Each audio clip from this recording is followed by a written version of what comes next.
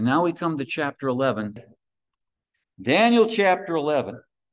Also, I, in the first year of Darius the Mede, even I stood to confirm and to strengthen him. Now, this vision, this experience that Daniel's having is 3 years later. You see that when you read the beginning of chapter 10.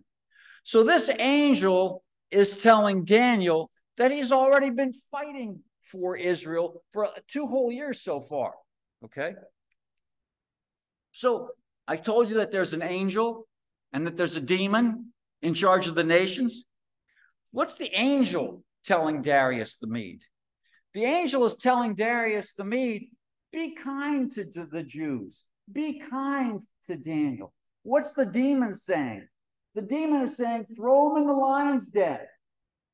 And these angels, and these, they're immortal, and so they come down. And so later on, what's the demon telling Persia? The demon's telling Xerxes, give Haman the power to kill off the Jews. So there's this battle that's going on. And now will I show you the truth. Behold, there shall stand up yet 3 kings in Persia. So, 3 kings in Persia.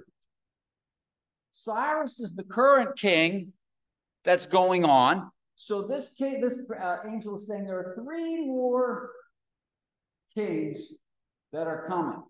Now, there's very little in the Bible that talks about these 2, but this one, Darius, he was the one who loses the battle of Marathon. And so you go through history and the time lapse is there, and the Persians want to expand into Greece. And there are the Macedonians and Philip the Macedonian and his son Alexander the Great who wants to come this way. And so the battles begin, and Darius loses the Battle of Marathon, which means his son, Greek is Xerxes, Hebrew is Ahasuerus, and you'll see that word if you're studying Esther. You see that. Behold, there shall stand up 3 kings, and the 4th, Xerxes, shall be far richer than they all. Well, how did he get to be far richer? Esther chapter 1 talks about this 180-day feast, and what he was doing was he was trying to build a coalition and looking for the capital, the resources, to fight the fight against Greece. And so he had more resources than anybody else. History tells us that his army was like 2.5 million soldiers. Think of the logistics it takes to move 2.5 million soldiers. He shall be far richer than them all, and by his strength through his riches he shall stir up all his 127 provinces against the realm of Greece. He loses that battle. It was the Battle of Salamis. He comes back. He's angry and he's depressed. When his anger subsides, he's still depressed, and so he commissions a beauty pageant, and Esther becomes the queen. Esther becomes the queen, and her son, and the son of Xerxes, is Artaxerxes, and he's the one who issues the decree, go rebuild Jerusalem, and that's what kicks off the 70 weeks of Daniel. And a mighty king shall stand up. Now this is the introduction of Alexander the Great. The Medes and the Persians, the Medes subsided, the Persians grew up, and that's why in the chapter 8 you talk about the ram that had the one horn and the other horn that was bigger. The Persians are now in control, but now there's rising up this king in the west. And a mighty king shall stand up, that shall rule with great dominion and do according to his will. What he wanted to do was just march across and gain as much real estate as he can. And in 10 years, he accomplished what took the Persians 200 years to do, to create an empire that went from Greece to India. And when he shall stand up, his kingdom shall be broken. Alexander the Great died 33 years old, and he gave his kingdom not to his kids. His kids were murdered. He gave his kingdom to his 4 generals. We're going to see that. And shall be divided toward the 4 winds of heaven, north, south, east, and west. And whenever you see those directions there in the Bible, they're always in relation to Israel. So north, south, east, and west of Israel, and not to his kids, not to his posterity, nor according to his dominion which he ruled, for his kingdom shall be plucked up even for others beside those. Ultimately, the Grecian Empire is going to be taken over by the Romans.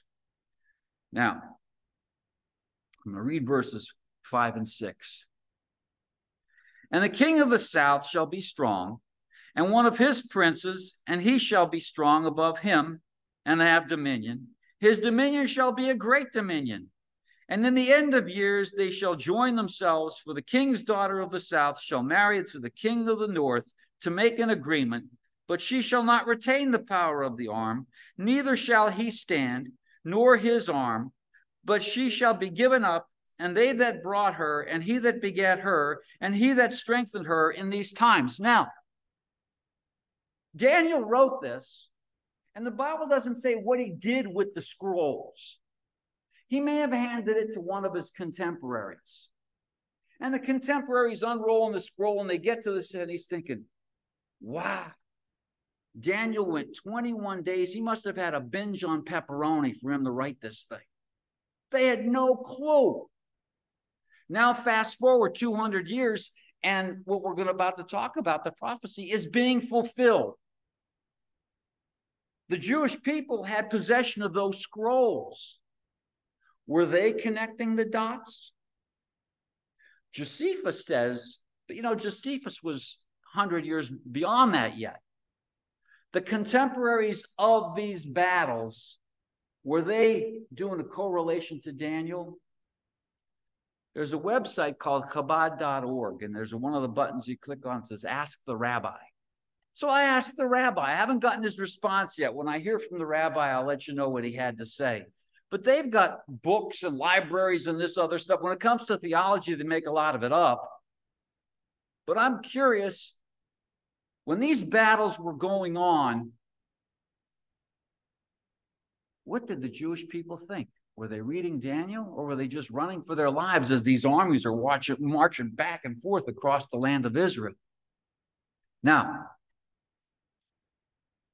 if we went through this stuff in painstaking detail, what you're going to see is the North and the South become the dominant of the four kingdoms that were left over from Alexander the Great. And what did I retain the last time I studied this?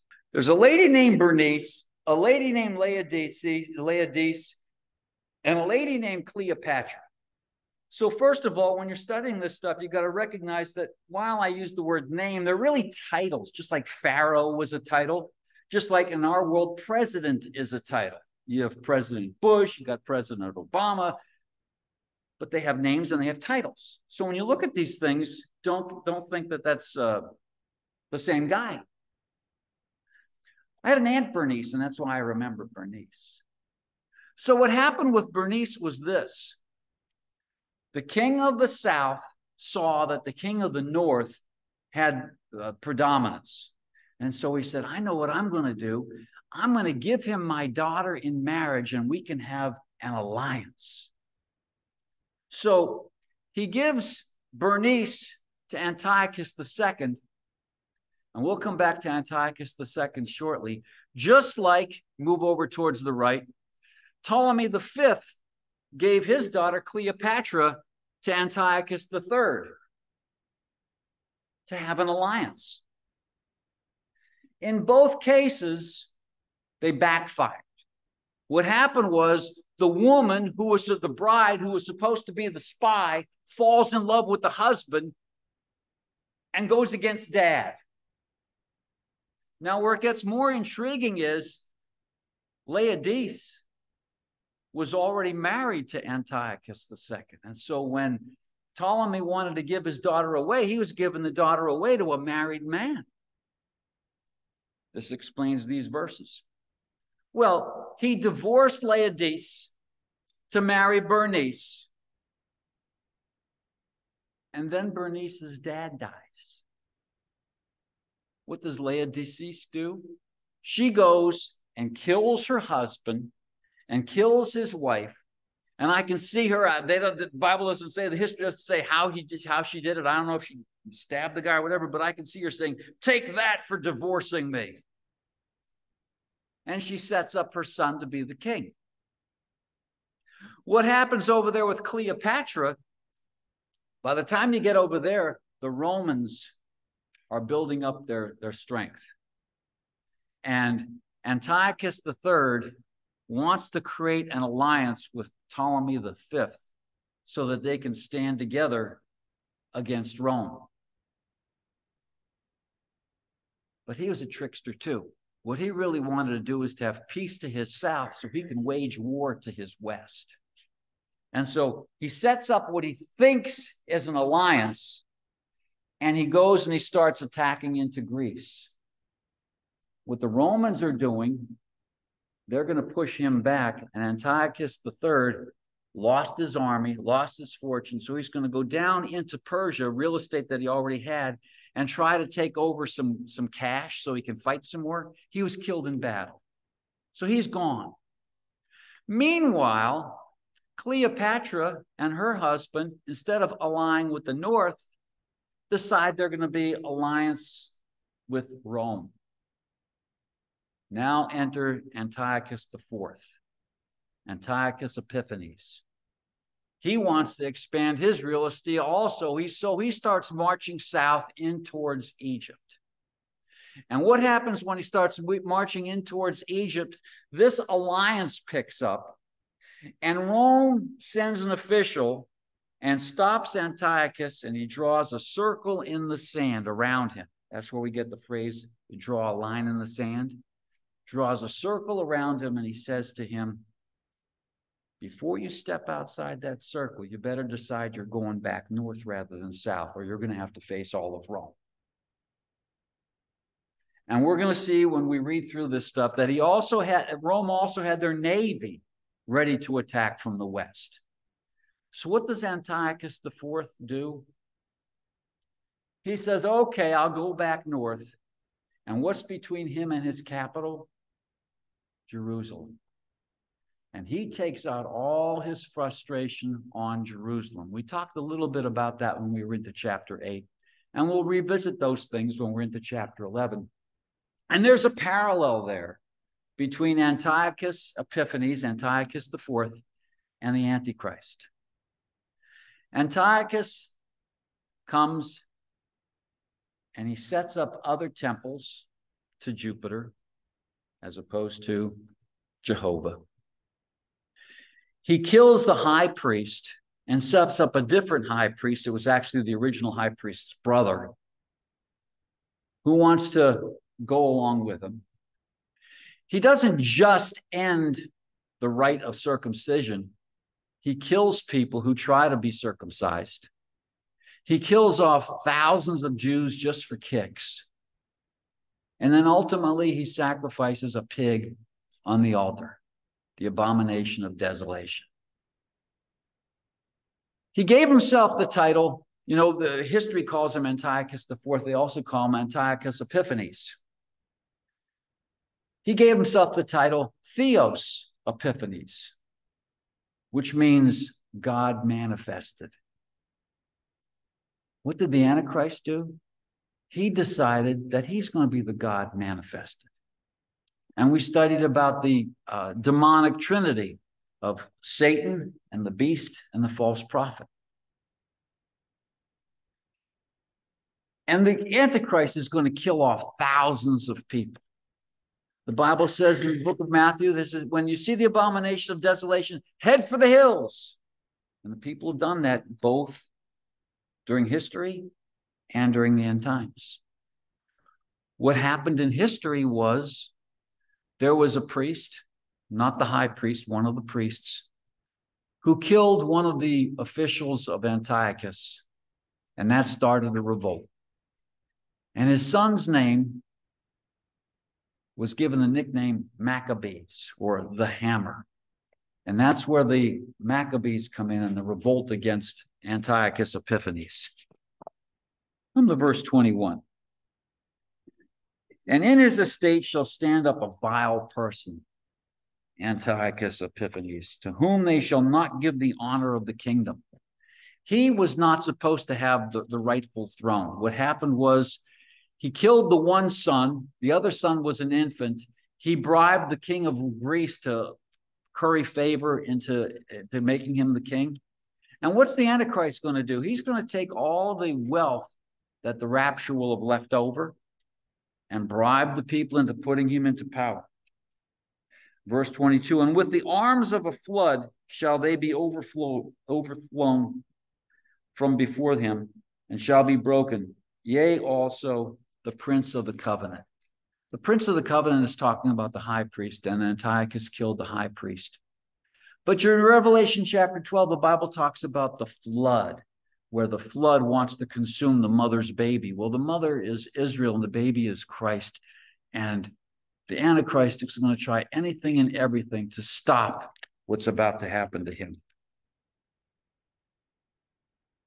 And after the league made with him, he shall work deceitfully, and he shall come up and shall become strong with a small people. His few minions take over. Revelation chapter 6 talks about the rider on the white horse that has a bow and no arrow. And he's coming in and he's promising peace, and he's promising prosperity. And for the first 3.5 years of the tribulation period, he shall enter peaceably even upon the fattest places of the province, and he shall do that which his fathers have not done, nor his fathers' fathers. He shall scatter among them the prey, the spoil, the riches, and he shall forecast his devices against the strongholds, even for a time. The Bible talks about an appointed time. We're about to study the book of Exodus. And the Bible says that they were sojourning there for 430 years, and then they left on that very day. It was an appointed time. Paul wrote to the Galatians, he said, in the fullness of time, Christ was born of a woman. How did she get to Bethlehem? She got to Bethlehem because they had to go from Nazareth. How did they get to go from Nazareth to Bethlehem? Because some king over in Italy decided to have taxation. So he sent his couriers in the fullness of time, an appointed time. So well, that's a macro appointed time. There's a micro appointed time too.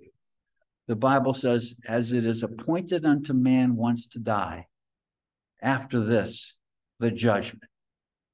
And you can be sitting here saying, well, I don't have a problem with that. I'm already saved. The Bible says we'll have to give an account for every thought and every word.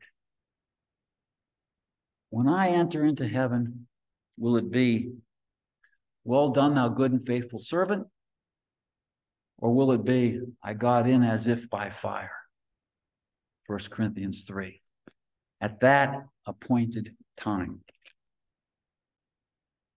Verse 30, for the ships of Chittim shall come against him, therefore he shall be grieved. That was the navy that the Italian ambassador had ready for him. And have indignation against the Holy One. Verse 31, and arms shall stand on his part, and they shall pollute the sanctuary of strength, and shall take away the daily sacrifice, and they shall place the abomination that makes desolation. We're going to end on that note. Antiochus Epiphanes sacrificed a pig on the altar, violated that altar, and started to kill bunches and bunches of people, just like the Antichrist is going to do the same thing 3.5 years, and he's going to kill bunches and bunches of people.